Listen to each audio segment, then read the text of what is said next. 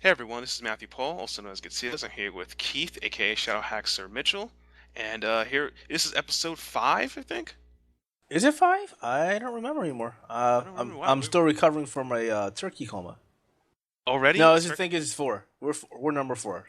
We're on number 4. Oh wow, episode 4. Okay, so once again, hey everybody, this is Matthew Paul, also known as Getzias. I'm here with Keith, aka Shadow Hacker Mitchell, and here at episode 4 Living Screen. We just got back from a turkey coma, and everything's working out pretty good. I survived Black Friday, so that's great for me.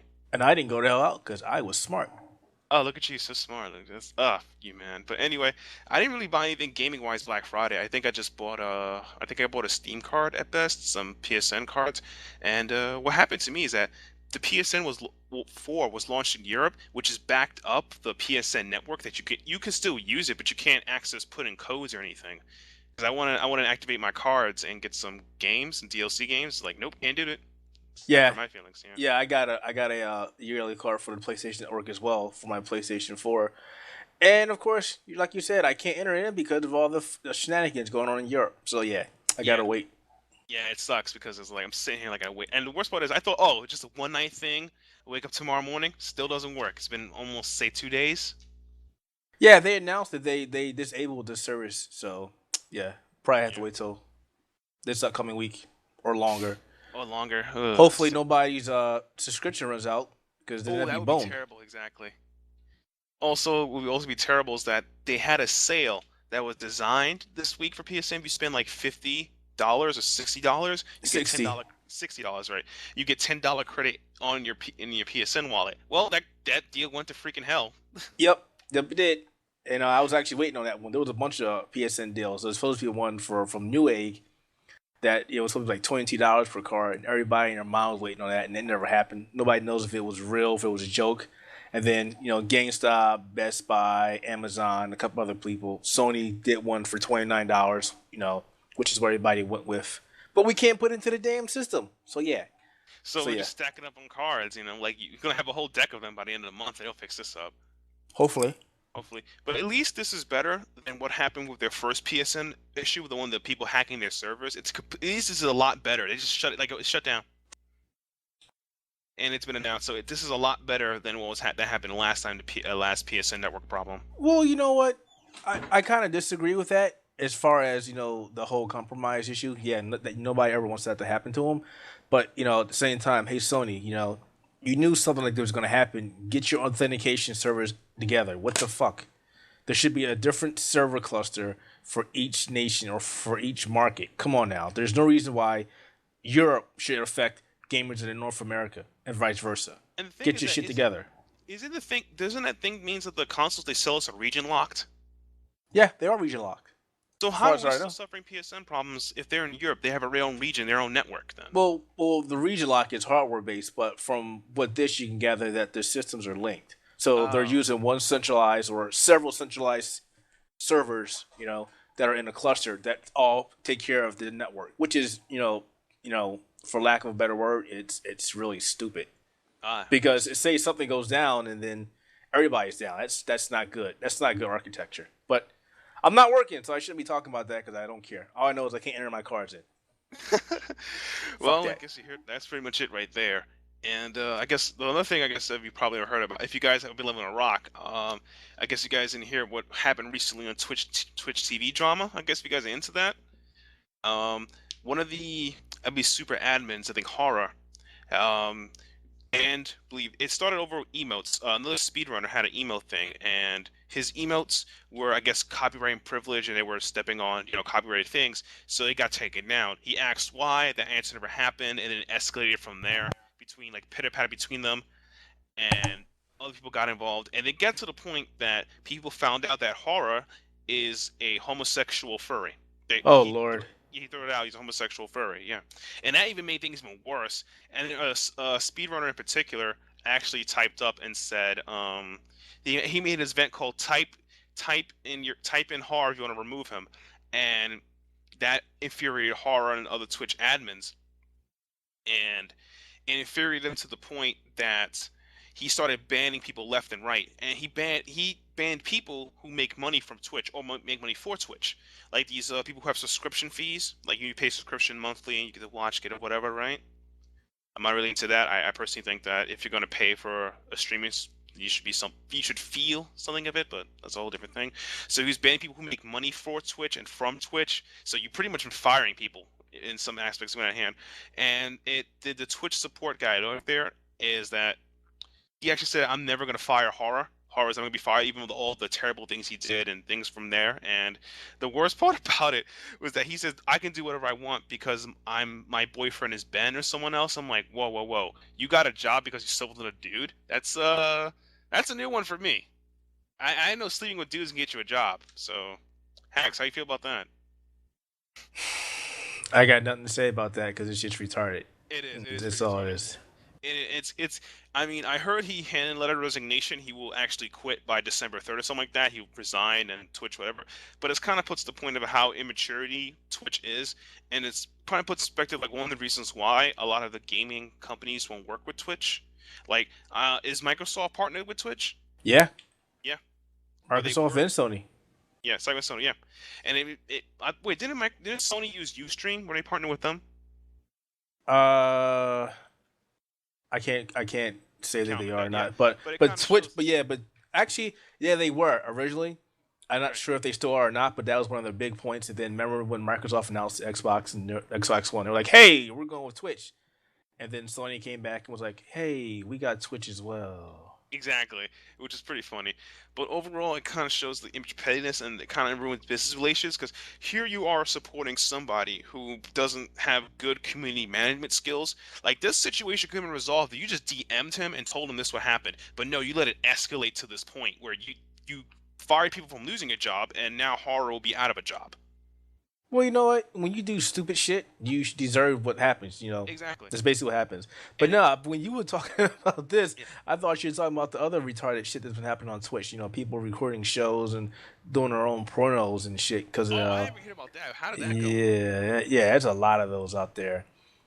Basically, people are recording their own shows, and yeah, I won't talk about it. Just Google it, you'll find them. It's yeah, Pretty terrible. It's pretty pretty terrible. retarded. Hey guys, stop abusing the technology, you idiots. Yeah.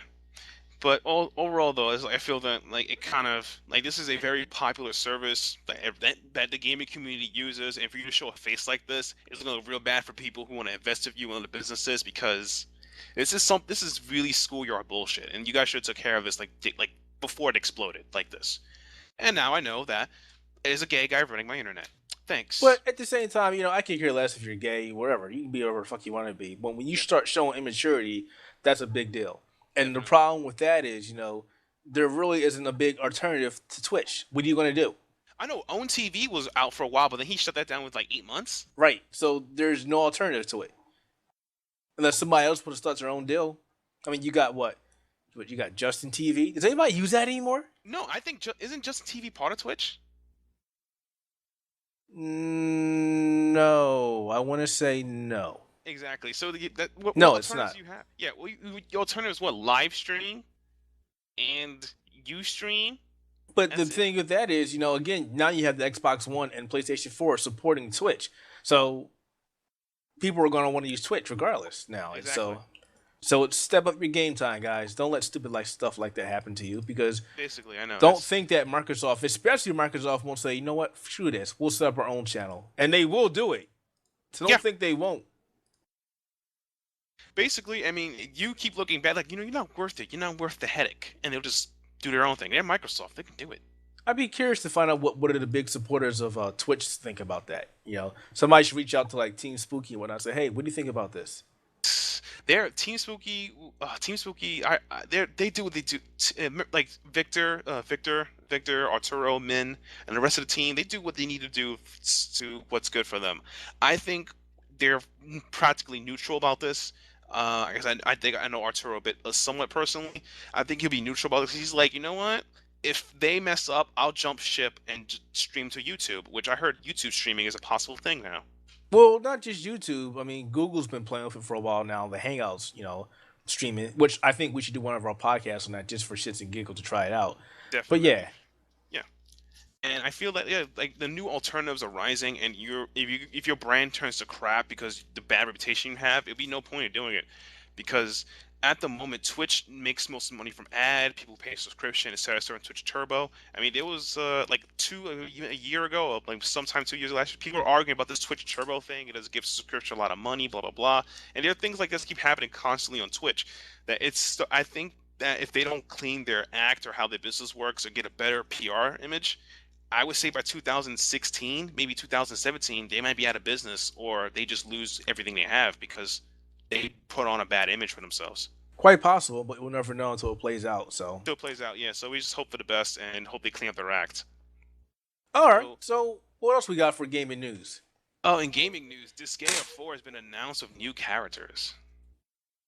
Yeah, like two new characters have been announced with this. It's pretty awesome. Get a new character, Nagi Clockwork, and a show Roulette, I believe. It's pretty awesome. If you're into Disgaea, I'm really hyped for that because like, oh man, another Disgaea game, you know? Nah, I'm not too big in it. I know you are, but I'm not. Yeah, I've actually been following the news regarding Bravely Default. really.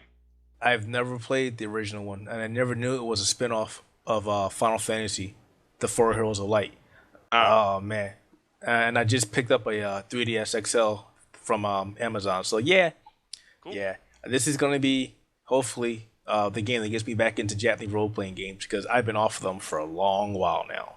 Well, you do play indie RPGs, and a lot of them are based off them, so you're kind of still. Yeah, but I haven't played in a sense a true or traditional Japanese role playing game anymore because Okay. most of them have been really good. The ones I did try and get into, like the Tales, and Nitro's going to hate me for it. I can't get into them. You know what this apple is? That's okay. I'm fine with that. To me, as long as you're trying ish. Like I would not recommend Ni no Kuni for you because that game is too long. It's beautiful. It's too long for you. Well, I don't mind a long game, long as it's not drawn out it's an compelling storyline. Then yeah, then I'll play it. Yeah, But if it's it's just random, if it's like the equivalent of Dragon Ball Z with fillers every freaking 5 episodes, then it's like, meh. meh. But in best news ever, Atlas has the rights to use some of Sega's IPs. Most Yeah, notably, yeah, that's fantastic. Hopefully, yeah, we see a return. Like games from the golden age. Like golden axe. You bring a go. Give us a nice golden axe, or give us a jet grind radio. Give us something. Actually, yeah. Atlas with jet grind radio license that might be pretty nice. Exactly. I want to see them actually do other games. I want to see them do Shinmu if they can ever touch that. Shinmu would be awesome. I don't think we're ever going to see another Shenmue ever, Yeah, ever, that's ever, one. ever. Streets of Rage would be sweet. Some of Sega's dormant RPGs like Skies of Arcadia, that'd be amazing if they get that. Um, but there's tons of games like I can see Atlas touching that they can do some really nice stuff because Atlas thinks pretty well. So you know, yeah, Here's that'd the be problem with that though. Okay, so would you really want Atlas to start playing with some of Sega's dormant role playing game IPs? yeah. I mean, not a lot of people know them to begin with. Like, did you play Skies of Arcadia? Oh yeah, hell yeah! But Exactly. The Dreamcast was I love the Dreamcast. I Exactly. still love the Still, Dreamcast. it's a great system. Like, yeah, and it's like they only made one remake of that game. That was for the GameCube. And I was like, I bought it. That was the best. But you know, I'm like I said, like, do we really gotta? I want them to touch it to build upon it, I guess, because I don't. Atlas is pretty strong in fan service. I mean, look at Persona. Persona had. Well, that's my thing. So Yeah. that was my lead into. So if they started doing other Sega role playing games, don't you think that it might affect their persona? Persona series? Yeah. Not really. I mean, because Persona 4D looks like a rhythm game with Persona on it, and Persona Q it's pretty much made by they gave the license to the Trinity Odyssey people to make a Trinity Odyssey Persona game because it seems like Atlas is really invested in the Trinity Odyssey developing a series to make successful games because they made like two games so far within the same year ish. It's like they had the fourth one and Millennium Girl, which are great games. I enjoy them. They have that old school feel. I love them. But that's pretty much it. I would love for Atlas to bring us a Persona compilation for the I think PlayStation 3 I or think they're probably PlayStation going to 4. do that. I mean, they're probably going to give you like Persona 3, Persona FP, the PlayStation Portable one, which is not that good in my opinion. It's okay.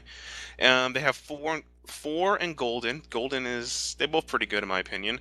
And then you have one and two, which are which is like kind of lesser unknown.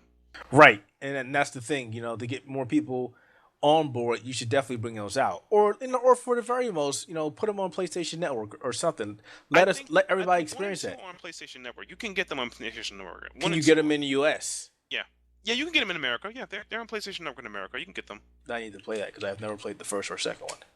You can get the second one. I don't know about the first one, but I think you can because I have it on my Vita, so you can get that. Um, and that's pretty much it. Alice, I don't think it'd be overstretched with it because they have a lot of teams under the division, so they'll be fine.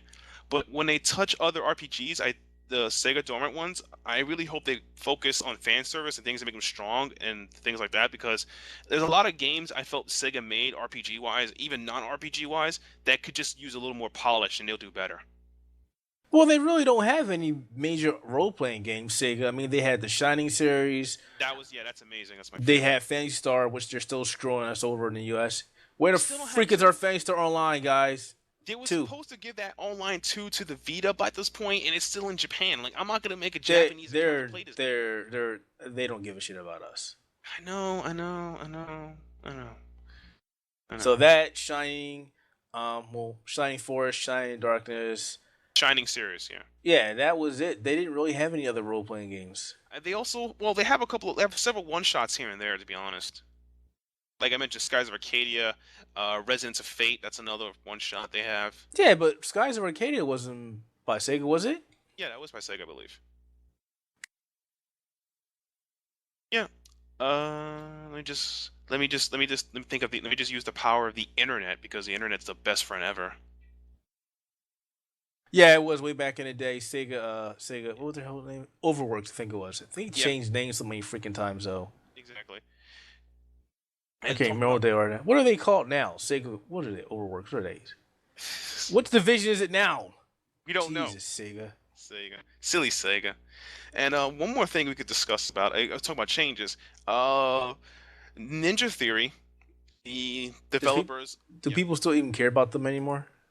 I Do think they? after Devil May Cry, they received, they pretty much, they go into free mobile, they're going to go mobile games. They feel mobile games are the future. I guess I don't really care about that, but they're going to go do it. I don't really think anyone is going to feel as, oh my God, Ninja Theory making mobile games, you know? Well, what kind of game are they making? We don't know yet, but they feel that mobile games are the future and they might be leaning towards it. Well, on my personal opinion, I don't think mobile games are the future. I think they're a good bridge. They can coexist along, PC and console games. And depending on what kind of game it is, then yes, it could be the future on a mobile device. But again, it depends on that game.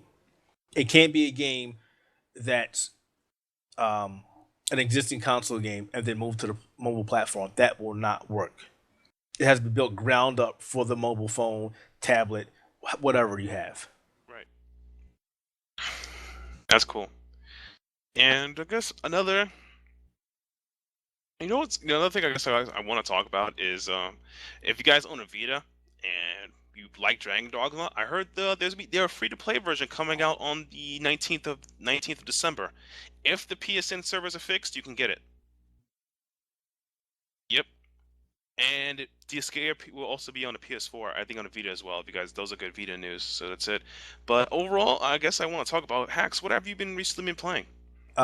Killer Instinct and Forza Motorsport 5. Boys, really? Wow. So how are you liking the new Killer Instinct for Xbox Uno?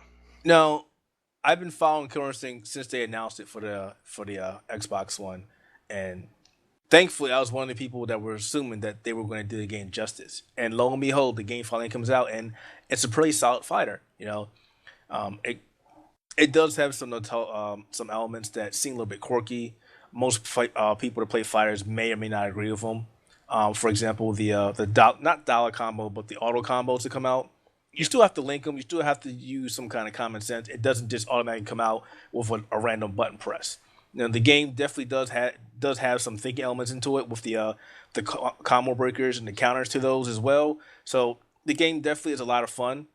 As far as how they're handling the game, I'm not too pleased about that, and I actually wrote an article regarding that. I don't like how the game is labeled as free, but you only get one character. And that's pretty useless. I mean, sure, fine. You want to be Jago master, then by all means have fun. But if you want to play with another person, like say you want to play for a friend that comes over or your cousin or whatever, you're both going to play Jago. Really? You both want to play Jago? Then what's the point? So I don't like that. Obviously you can upgrade it for the get all 8 characters for $20, or upgrade it and get for $40 get the 8 characters plus the 2 that are coming out later on. Plus you get the original Killer Instinct 1 and 2, and then and a bunch of other random stuff. I mean that's all good and all, but again that's only in a digital format. And as much as I'm for digital distribution, I don't like the fact that it's forced upon you. If there's an option or availability for you to give it out as a disc format for people who like this, then give it to them. Don't force them to say it's digital only, especially on the Xbox One, guys. When we don't know how expandable storage is going to work just yet because they haven't been 100% true on that. They keep saying we can use external drives. I don't think I've seen anybody try an external drive on a disc yet. And you can't install a new hard drive internally, so I'm still a little sketchy on that. But as far as the game is concerned, yeah, I'm loving the game. I'm having fun. I'm playing it online. The netcode is actually amazing. I'm playing it with my daughter. She likes playing it as well. So it is a lot of fun. It does take some work to get used to. Again, the auto combos. Once you get it down, it's a lot of fun. Right. But Can you I love play it. against other people if you don't own the character? Can you play against other people Yeah, you can. who own different characters, not just Yeah. Jago? Yep. You're Okay, then just fine. you're just Then restricted. all right, cool. All right, that's okay then, because it would feel like I was thinking, okay, I can only play Jago, and other people own Jago, and I will only have a Jago matchup. Well, that's Like the it's thing that's happening right now. A lot of people are playing Jago. I don't know if it's because they don't own the full game or it's because they're so comfortable with Jago that that's all they want to pick now. or maybe he might, because I don't follow the game as well. I've been looking into it. He might just be a really strong character from the gate. He is. He's a all around good character. Yeah. He's like the Ryu of the series, basically. Okay. All right. So he's yeah, pretty much that's it. And I guess like to me, my only fear of the game is like you mentioned like that. In my opinion, why they should just off on the reels. To be fair, they should just let you pay like other digital fighting games or things. Like you buy the game, you get the entire roster. DLC rosters later. That should Yeah, just yeah. I wasn't too happy on how they're handling this, and the fact that we still don't have the other characters, and there hasn't. We know we're getting Fulgor. Okay, great. We don't know anything else. We don't know if we're getting Cindered. They haven't said anything about TJ Combo. Are you going to add more unique characters like Sinandra you put in there? What right. else? What else are we going to get? Exactly. They're not being 100% honest with us. And honestly, I don't like the whole unlock reveal character thing. I never liked it. Sure, it worked fine in arcades, fantastic, great. This is home consoles now. Either just give it to me or give it to me later on in DLC. Don't tease. Don't be like you have to pay for this character and this character and this character. I don't like that. Give me it all at once, or heaven forbid you force me to do a DLC. But give me more Exactly. than one character in a DLC. Don't say here he's out and then I he's believe out. Blaze Blue did that in Japan. If you yeah, actually Blaze Blue did it before. Extend you had to buy. Valkenheim came out, then Platinum came out, then Makoto came out. Then you can download. Yeah, then Relius came out. Yeah, So one yeah. by one. Yeah, But and yeah, I like I believe said, I love the game. It is a lot of fun, and I'm right. I'm, I'm glad I got it. Yeah, it's a good game. Like I haven't played it yet. I have to look into it. I believe, and in fighting game news, I believe that the first official major for this game will be at Northeast Coast Champion 14, which will be on, I believe, December 6th to December 8th, located in Philadelphia. And It'll you probably see, is yeah. it? I thought it was I was just reading. I was just looking at the thing because I was trying to find out what the first one was. I speculated on the last Arsenal podcast that it was at one of the major tournaments, but I couldn't remember which one it was. If CEO, think CEO had it. CEO Winterfest had it. I don't think so. Yeah, NEC 6th to 8th Philly, which is right down the Yes. street from me. I know Nitro will be there, so I'm gonna try and check Yeah. it out. I might consider being there. I got a couple of things I have to do. I may not be there, but it's gonna be a good tournament. It's gonna have almost literally everything. That's what Big E tournament's all about. Every game you can think of will be there. I'm not joking. It will be there. You will find people playing Mortal Kombat 3. And Marvel. and Marvel 1 and Marvel 2, Marvel they play it, they'll play it.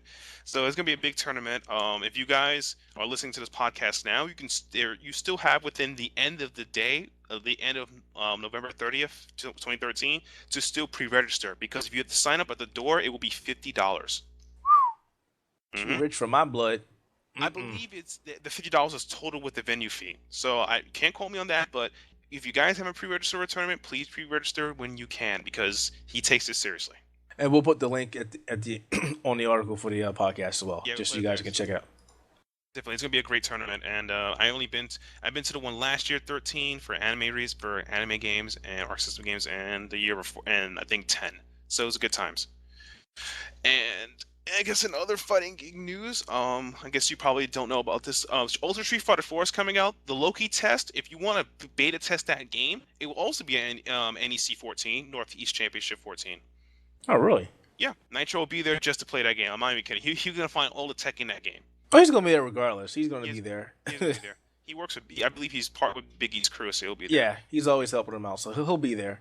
Yeah, and Ultra Street Fighter 4 is suffering some bit of controversy right now. A lot of people do not.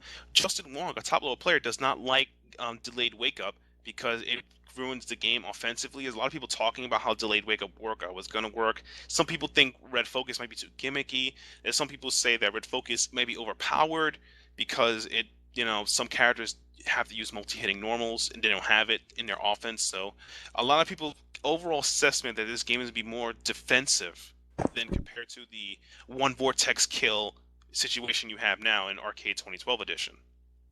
So, yeah, to me, I think Street Fighter is still gonna be Street Fighter, but I still feel the best version of Street Fighter of the 4 series is Super because every character was somewhat powerful in that game.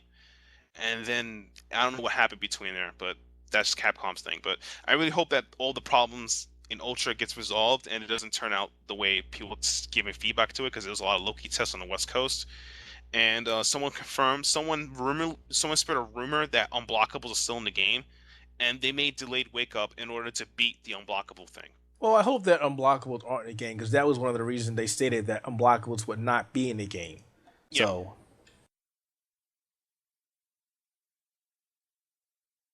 and I think the problem is like unblockables in general, how they work.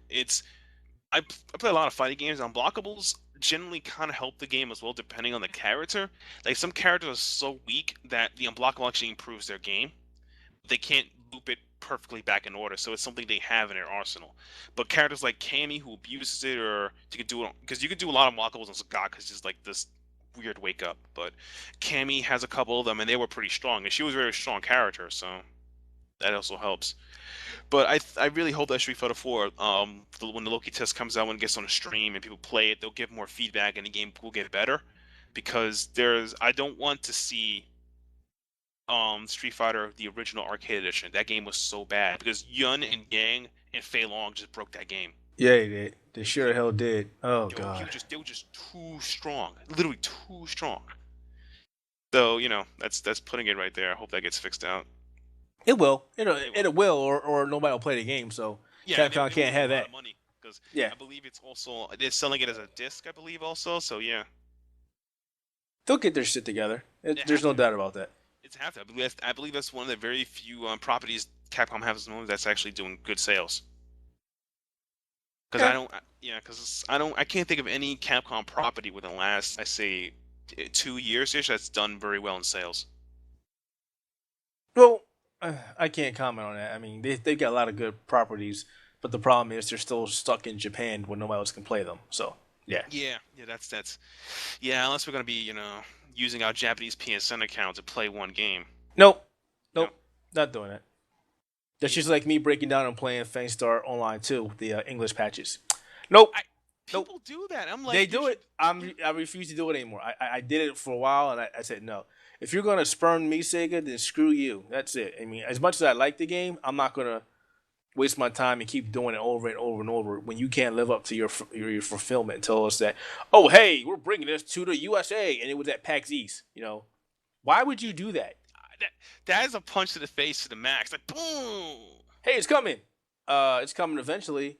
No news. Yeah, still no news, guys. Oh, hey, we're bringing out more stuff for the Japanese market. Oh, you guys in the US still want to play this game? Yeah, we forgot about you guys completely. Sorry. Who are you guys? What are you doing? Just buy Sonic Lost Worlds. I'm like, I don't want to play Lost Worlds. Yeah. So yeah, that's why I won't play that shit. So that'd be the equivalent to Capcom. Yeah, I won't Yeah, support you anymore either. That's all right. that's alright. I will support them just for RPG games. I'm an RPG lover, and it's probably be in my blood forever. So You're going to support Capcom when they put Breath of Fire on mobile? no, no, no, no, Ah. no, no, no. It has to be on a console, Steam, or something. Same thing with Sega. Sega need to put more RPGs. 'Cause I think I beat the crap out of Phantasy Star 4 on Steam already. But so what did you? You didn't pick up anything during the Steam summer sale? I This picked autumn up. sale. I'm Sorry. still waiting. Excuse me. I did pick up Rise of the Triad because I've been wanting to play it for a while, and I just never pulled the trigger on it, and it was like $5. So I was like, all right, I'm going to pick it up now. Wow. I put in $50 in my Steam account just so I can buy some games because I know I'm going to buy some games. Either I'm going to buy it for myself or I'm going to gift it for my kids. Take your pick. So no, I haven't really picked up anything just yet. But then again, like, I've been so busy playing, Forza 5 and Killer Instinct that I'm trying to get my money's worth from the consoles. I see. What I picked, I did see, I had a hookup. I bought $100 Steam card for $60 from a friend, so it was a good deal. Plus, at the same time, just to go back to that real quick, a lot of games that are on sale now, I already have because I picked up either the last Steam sale or the Steam sale before that. So I picked up way too many games for that to answer that one. I got Nuclear Throne, Dungeon Dashers, Unholy Heights. Oh man, this is too many. I got the first Deponia game. I officially own the entire Deponia trilogy, so I will play that and enjoy it sometime. I also got oh man, it's just so much. I I also mean, got. what I'm just else? trying to look through my list. Come on, let's go, let's go. Well, okay, while you're doing that, let's plug Borderlands 2 real quick. Because Borderlands 2. Borderlands Oh 2 Game of yes. the Year is on there, guys. It's like $111 worth of stuff for like $25. Yo, yeah, that is legit. Get that on that. I mean, seriously, just get it, just get it. Don't think, just get it. And besides, if you're a PC gamer like myself, you can think of it as say, oh hey, we don't need Destiny because we're not getting from Bungie, and we'll just play Borderlands 2. Basically. I mean, but yeah, there's just tons of stuff. Like The Witcher 2 is like $5. Counter Strike Go is like $4. Uh, Saints Row is like $27. Batman Arkham City is like $8. Sucks. Splinter Cell Blacklist is like $30. It's like, guys, Dishonored's on there. Both of them, Game of the Year, $14. Dishonored regular, $8. You got to pick them up. Damn, that's so much stuff.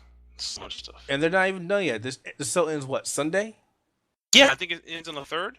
So yeah. Ends on the third. Yeah, I think it ends on December 3rd. I think it's picked up. Oh man, Dungeon Dashers, A Nuclear Throne. Jesus Christ, I picked up 12 games for like $60. I feel like a champ. I got Rush Bros. I think I gave you a copy of Rush Bros. I got Poof. I don't know why I just picked it up. I got it because it's a platformer. I had a need to platform. I got Vadless Story, Abysmal City, which is pretty. I heard is a similar. It's a very good action game, action RPG. So I picked that up, and there's a lot more I could pick up. And I probably review. The worst part is I'm probably gonna end up reviewing like 2 or 3 of them. So, And like I said, the list goes on and on. Like oh, State of Decay's on there for like $10 right. for everybody who hasn't played Borderlands. Yeah, for everybody who hasn't played Bioshock Infinite. If there are people out there who haven't played this game yet, you need to pick this up because it's like normally what, $60? I think it Yeah, is. it's like $10. Yeah, it's $10 now. $10. Seriously, pick it up, play it. It's a Yeah. great game. You won't be disappointed. Pick up Legend of Dungeon if you want. I did a review on the game. It's like $374 right now. Even though it's less than $10. Please pick it up. It's a good. It's a Yeah, good there's roguelike. a lot of good games on there, and it's gonna keep going. It's good. Yeah, that list is getting too powerful. I mean, I only spent about 50 plus. I'm only like $56. I'm like, I'm done. That's it. I gotta save the rest of my money. And I picked up a lot of good games. I picked up Half Mud. Sorry, Mutant Mud Deluxe. Yeah, but oh god, it's like the only thing that makes me sad. Like all these games to pick up now, I have to dedicate time to play them. That's gonna Yeah, kill me. yeah, that's the whole thing. All these games in my backlog I still haven't touched yet. It's like, oh, I'll get to these Oh, games eventually. and I bought Final Fantasy VII. I don't know why, but I bought. Why? Why would you It was pick that three game up? dollars. It was like $3.39. I'm like, get it. Nah, done with that game. It doesn't matter. It's cool though. I got like I said, I got a lot of games. But the game I'm gonna recommend the most, I've been playing most of I picked up, will be Nuclear Thrones and Penny Arcade Episode 4. I've seen you play that game a lot. What is that about? What is that game? Nuclear Throne. Yeah. It is a action roguelike shooting game where you pick mutants with special abilities and just kill stuff, pick up guns, and to beat the game to land on Nuclear Throne. It's based on a post-apocalyptic wasteland. It's a pretty fun action roguelike game. It doesn't feel cheap, too. That's the best part. All It's in right. beta right now, but I've been enjoying it. It wasn't on the Steam sale, so I paid the full $12.99 for it, but it was worth it. Oh, speaking of that, I know what I wanted to talk about real quick. If most people probably don't realize it or not, but um, there was a bunch of news going around about Virtual Fighter and how this is the 20th anniversary of the series. Virtual Yeah, Fighter's been going for a long time, originally like yeah. 1993. So yeah, 20 years. Mhm. I would probably say that Virtual Fighter is the grandfather of all 3D fighters. Yeah, and Though I would, yeah, it it's is, one it of them. Yeah. is. The only thing I feel that Virtua Fighter as a series is that I love the game. It's one of the first fighting games that got me into it. If Z Slash was here with me, Gabe, he could talk about how much we love this game. This game is like our lifeblood because it's how we met and how I got into the community, at least recently back into it. And I feel that the VF community, I hope they're planning some big event for this because I know the VF community in America is not as large as compared to like Japan or other places, but we should have a really good tournament or major or something to showcase it because this game is, it may not be appealing to everybody, but it's a really good, solid fighting game. Yeah, it is. And the sad part about the game again, a lot of people are put off with it. Obviously, one because the scene, like you said, isn't as big in the U.S. as it is in Japan, and two, the game has a huge learning Learning curve. curve. Yeah. A lot of people don't like that in fighters anymore. I mean, I don't think there's one fighter out there that has a learning curve as steep as Virtual Fighter. Maybe Guilty Gear, but even so. No, because you could button mash in Guilty Gear and still hash out a win. You cannot button mash in Virtual Fighter. Oh, no, no. You have to be precise. If you mash P instead of forward PP, the combo will not work. The move won't come out at all. I'm hoping Sega does something. I know it would be a lot to expect, another version of Virtua Fighter. Fine gives Virtua Fighter 6, considering how long It's it been took since them to 5. give a showdown. I know, I know. It's So, technically 5R, but, whatever, right? Yeah. yeah, it'd be nice to see something from Sega. I doubt we'll see it, but it would be Uh, nice. yeah. I think I hope a lot of the community effort helps with that, too. I know because Virtua Fighter, I think, is still in the World Cyber Games tournaments, so. Hey, Like, maybe we'll give us more fighters for Dead or Alive and put them in there. that'd be good. That'd be great. But that's pretty much it for me, I guess. For Black, I survived Black Friday. I got a couple of things, and I guess Christmas is coming up, and I don't see any other games I want to pick up. I probably pick up very few games that I missed during this Steam sale. That's probably just me. Yeah, there's really nothing else that I want. I've got everything. I mean, on the console front. And yes, I got both consoles. I know I said I probably wasn't going to, but I thought about it and I did because I had already paid off my PlayStation 4 and I owed like what $200 something on my Xbox, and I traded in my one of my old Xbox 360s and I got like 120 for it from GameStop. I was like, Not okay, fantastic, thanks. So yeah, so I got them both, and I picked up Lego Marvel Superheroes for the PlayStation 4. Love that game, and my kids love that game. I think to me the magic of Lego games. I stopped playing them, I believe, after the second Star Wars, and that's when I realized this game was just designed for the younger audience, and it does extremely well in that. I don't Marvel think is actually a lot of fun. I was Marvel. geeking out when I was like, "Oh my god, I can play as Iron Man and Spider Man." How how open is the world actually fully open? Looks nice. Is it really No, full? no, no. You're still on rails, Uh, hasn't but much changed. it's fun. It's still fun. It's yeah, that sounds nice. I haven't picked up. To me, if I had to pick up a next gen console, I'd probably lean towards Sony because I own a Vita. That's probably the reason why. Because I own a Yeah, Vita. the PlayStation Network is a big deal for any of the Sony consoles, PlayStation 3, PlayStation 4, and the Vita. I actually did order a Vita off of eBay. It was like 150, Not so waiting bad. for it to get here. I'm hoping to take advantage of a lot of stuff that's coming off the PlayStation Network since it's free. Technically, it's not free, but it's free. It's free. Yeah. Um, so we'll see what happens with it. But yeah, Oh, and the PlayStation. network has to be repaired. That network will be fixed by the time you get your Vita, man. Oh, it better be fixed. If not, then I'll just Yeah, I'll just go keep playing other stuff. I'm good either way. I'm covered. that's But great. But yeah, I did write an article on the PlayStation 4 and the Xbox One and what I thought of them. It's not a review on hardware. It's not a flame war article. It's basically my experiences so far on both consoles and what I thought about them as Right. far as the games are concerned. Because at the end of the day, if you people quote unquote fanboys haven't learned anything, the big difference between an Xbox 360 and the PlayStation 3 was there. There was a difference in performance, and look at us now. Look at the games we've had now. The games that people never thought were even technically possible in the systems. Like look at The Last of Us. The game is a beautiful title. Mm-hmm. Did you ever think you'd get that on the PlayStation 3? Now look at No. that. And look at that. It's just basically how far developers have come, the tricks they've learned. Think about what they're going to do for both the PlayStation 4 and Xbox One. Me, I'll be in the corner, cheering on the PC because there's where my heart is, and it always will Yeah. be there.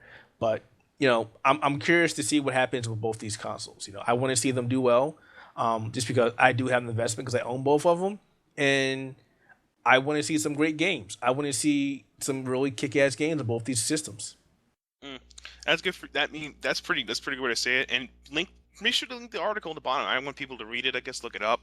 I probably take a good look at it since I haven't been doing much lately on the site, outside of just podcast work and et cetera. I should, like I said, I think my first. I will actually, since I actually finished. You haven't finished Penny Arcade episode 4. I have, but No, I haven't. I finished it, and I'm not, no spoilers, but I felt that there should be more. This feels like the way it ended.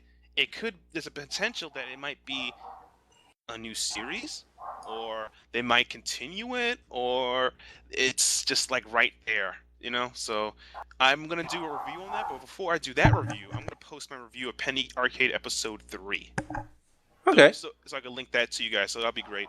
And the funny thing is, episode 3 and 4, for people who are listening to podcasts and never played it, episode 3 and 4 are its own story compared to 1 and 2. I mean, granted, 3 has a DLC that connects slightly to 1 and 2, but it doesn't play that much of a huger impact, I guess. So 1 and 2 were made by a different company. It wasn't made by Robert Boyd. So that's why they're separate from each other. They're all overall they're all good games. 1, 2, 3, and 4 are great games. Even though I feel that 3 was probably the best of the series because I'm not a big fan of monster RPGs. Where you level up your monster and your monster gets stronger. I prefer a person to do it because that's why I don't play Pokemon. I don't like Pokemon because like I have to level this little chicken shit monster to get powerful. I want to be powerful, not the monster. Like, Yeah, you well, play. that's how Pokemon is. I know. I'm not saying it's a bad game. I just don't feel enthralled to it unless I'm the player or an avatar creating me killing that monster or using that monster in tangent with myself, me doing it too. It's pointless. I don't want to play. That's Pokemon's like go Pikachu, Thundershock, go Dragonite, do this. I'm like, yo, what about me? I'm pretty much just sitting on a couch pressing A for 3 hours. So pretty much that's it in a nutshell. When I think about I guess monster RPG games, it's that, like, unlike monster RPGs, like if you think of playing Persona or I guess a Persona or Shin Megami Tensei, is that you become more powerful, you fuse the monsters, and more control over it. That's why I like those games a bit more. Because in Persona, not only your persona levels up, your character levels up too with the monsters. So you kind of feel in tangent with it, and there's more things to do outside of it, which really, really makes it a great game. And I'm really looking forward to Persona 5 to see what they do with that. I'm also looking forward to Persona Q, which will be for the 3DS. What it's pretty much going to be a mashup between the character Persona 3 and Persona 4, which is going to be really good. But I don't know what they're going to focus on. It's a character level. There's going to be some social link interaction. Is it going to be more level design? I guess because it's going to be, like I said, Trinity Odyssey make that, and their games to be more dungeon crawly. So how are they going to fix that? It's going to be based in Tartarus. It'll be based on the TV world from 4. So it's really be really exciting overall to look at it. And that's why I think those games, they have monster elements in it, like leveling up monsters and creatures. It feels more better and alive than generally playing Pokemon or all the monster games like Penny Arcade Episode 4. Because Penny Arcade Episode 4, it's a good game, but I'm just not into monster RPGs. I beat it, got a good feel of it, but I was really playing it for the story. So that's just me, man. Whew, that was enough me ranting on monster RPGs. Yeah. Well, I don't play Pokemon, so I can't relate to you. So, No, I yeah. don't play it anymore either. I stopped after I think Ruby and Pearl. And unfortunately, my dumb dog is barking. So, you guys will hear my dumb dog Max barking in the background. So, So you're not gonna do the old yellow treatment? Like get it no, outside? no, I'm gonna kill him after the podcast, after the not podcast? during. Don't worry. No, you know what? I'm again going back to my background. I'm a big PC gamer, and I like playing, MMOs.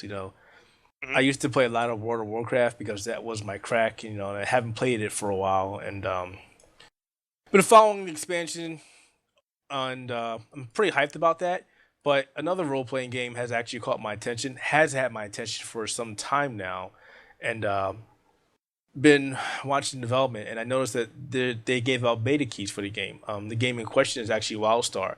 A lot of people who actually follow this game would know that it's being made by Carmine Studios, and that studio was actually made by a bunch of the people that left Blizzard because they want to do Ah, something that wasn't WoW. And I don't know if you follow MMOs or if you've been following this game, but no, this game is I actually no, I don't follow MMOs. I pretty much don't. I think I just know, to me, like, if Blizzard's involved, it's most people that leave Blizzard and make games end up doing pretty okay. Torchlight's a perfect example of it. So I mean, yeah, I mean, they're like what 17 people that left Blizzard to form their studio, and they got bought up by or acquired by NCSoft. People who know them know that they don't have the most stellar track record. They've done a lot of games or been involved in a lot of games the last couple of years. Most notably, Guild Wars 1 and 2, Lineage. People love Lineage for some reason, and Aeon. uh, Aeon was a flop. Aeon was terrible, but they're working on WildStar now in Carbon Studios, and I've been following this for a while, and I am the more and more I see the game, the more and more I listen to the developers talk about it, the more and more I see videos on it. It's like I can't wait for this game to come out because the people that are working on it are very passionate. I mean, if you've even watched some of the devs speak videos, they're humorous, they're straight to the point, they give a lot of information about the game, of the none of that fluff classes, and the puff world. stuff. Was that? None of that fluff and puff. Like, oh, we're working on this. Look what we do. Let's none of that fluff and puff talk, No, right? it's actually fun. Like they'll give you an example, and they're humorous. They give you some comedy factor into it. They come out from the get go saying, this is the character, this is what the character can do, this is how they fight, this is how Yeah. they do this. You can do this and this and this and this. It's great. Because you can definitely tell that that they're putting a lot of passion to the game. A lot of people may be put off by the game because it's more cartoony. It's in the same vein as WoW. It's not nitty. It's not gritty like most role playing games the last couple of years have been, like Rift or Aeon, going back to those two, or Guild Wars 2. It's not that realistic look. It's more cartoonish, and I think it works pretty well for the game. Um, but yeah, I'm really interested, and I'm hoping that I get a beta key to try this out because I've been, like I said, I've been following this for a while, and I think this is going to be a really great MMO. I'm not going to say it's a WoW killer because every game that's been announced as a WoW killer has not done as well or has done nothing. Most notably, people kept saying that Guild Wars 2 was going to be fantastic, and it started out fantastic, and it went downhill. And I don't think anybody really gives a shit about Guild Wars 2 anymore. It was a great try, but they just strayed too far off the try formula. Like, are you familiar with the Holy Trinity in MMO games? To explain. The Holy Trinity is basically you have three classes or three roles. You have a healer, you have a DPS, and you have a tank.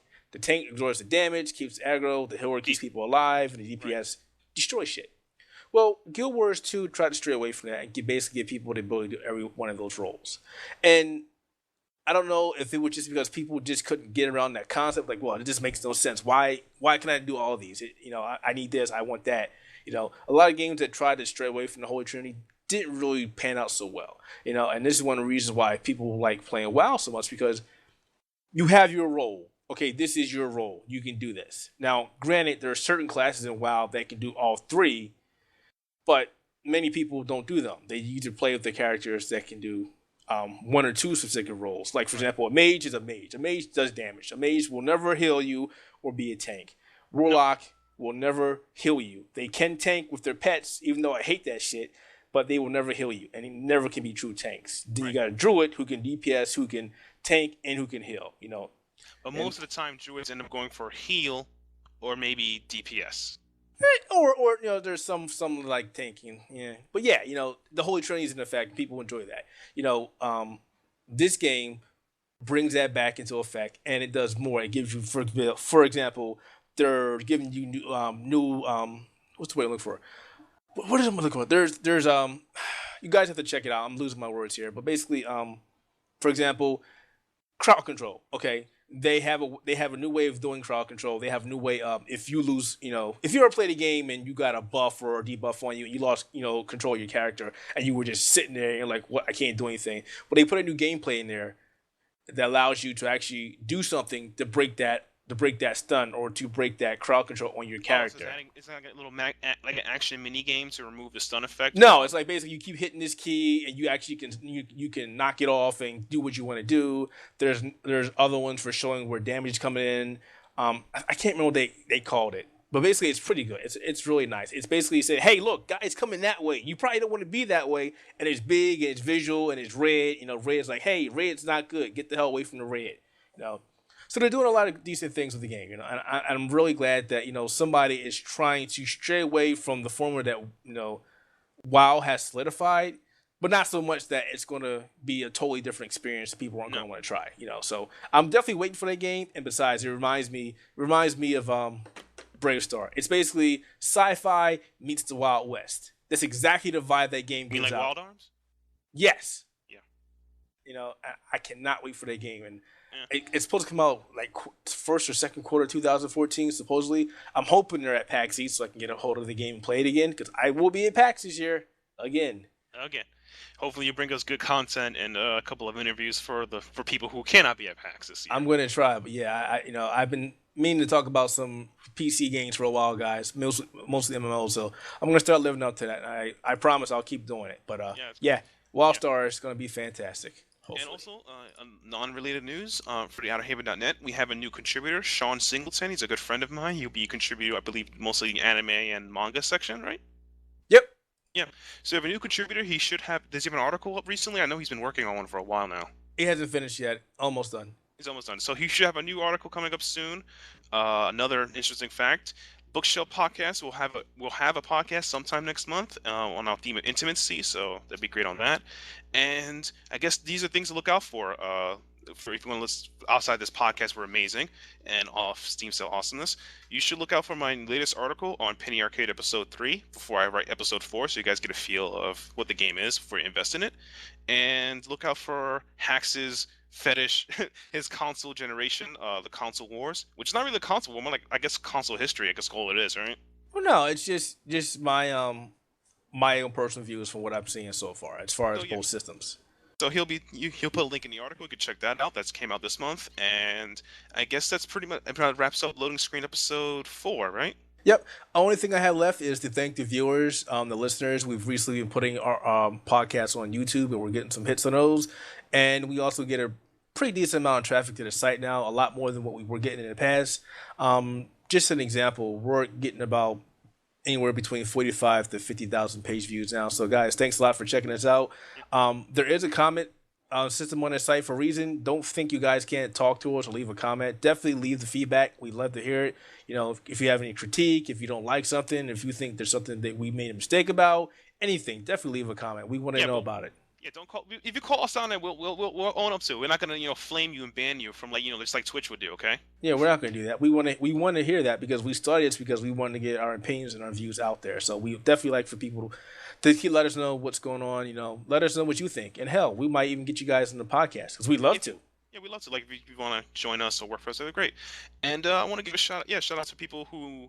I think our BlizzardCon videos that you post are still doing pretty well. Oh, wow. I'm really surprised Blizzard hasn't taken them down. But yeah, people have been hitting up our YouTube page. Yeah. So thanks to everyone, you new subscribers. You will, thanks for checking out our content. We'll have some more future way. I guess one little teaser. Me and Hax are planning on doing a video game team up soon. So a little teaser right there. You don't know what game it'll be, but we're going to team up and do that, right? Yep, eventually. So anyway, this is Matthew Paulson. Look at Celius signing out. Signing out also with Keith, Keith Mitchell, aka Shadow Haxer. You can follow me on Twitter at GetSilius. You can follow Keith on. You can follow me on Keith at the Outerhaven.net email address, or you can follow me at the Outerhaven on Twitter. Right. Wait. Don't you also have at Shadow Haxer? No. Nope. All right. So you can just follow him. That's the other way. And hope you guys stay safe. Stay safe from your Black Friday sales, and don't get in a turkey coma. You got work Monday, probably. And don't forget about Cyber Monday. Yeah. Oh God, how are we gonna? Our wallets are dead. You know that, right? Mine ain't dead. I'm being smart. Oh, look at you, Mr. Mature. Anyway, later, guys.